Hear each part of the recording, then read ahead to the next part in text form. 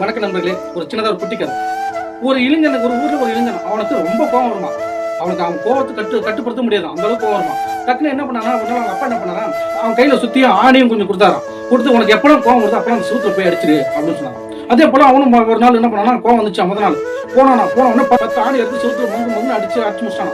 திருப்பி 2ஆம் நாள் போயிட்டு ஒரு 7 ஆணி அடிச்சானா. 3ஆம் நாள் ஒரு 5 2 அப்படியே படிப்படியா ஒரு நாளை குறைஞ்சிட்டே இருந்துச்சான். உடனே அவங்க அப்பாட்ட கூப்பிட்டு சொன்னாரா, அப்பப்பா எனக்கு கோவம் ஓரளவுக்கு குறைஞ்சிருச்சு, நான் இப்ப 45 ஆணி போல அடிச்சிருக்கேன்ப்பா அப்படின்னு சொன்னான். சரி, உடனே என்ன பண்ணா, என்னைக்கெல்லாம் கோவம் இல்லாம இருக்கும் அன்னைக்கெல்லாம் ஒரு நாளைக்கு ஒரு ஆணின்னு பிடிக்கிறப்பா அப்படின்னு சொன்னாங்க. அதே போல அவன் கோவம் இல்லாம ஒரு நாளைக்கும் ஒரு ஆணின்னு சொல்லி 45 நாளைக்கு ஒரு ஆணியா பிடிக்கிட்டான். சந்தோஷமா அவங்க அப்பா கூப்பிட்டு, அப்பா பாத்தீங்களா எனக்கு கோவம் வரல, பாத்தீங்களா நான் ஒரு நாளைக்கு ஒரு ஆணி சொல்லி 45 ஆணி பிடிக்கிட்டு பாத்தீங்களா அப்படின்னு சொன்னாங்க.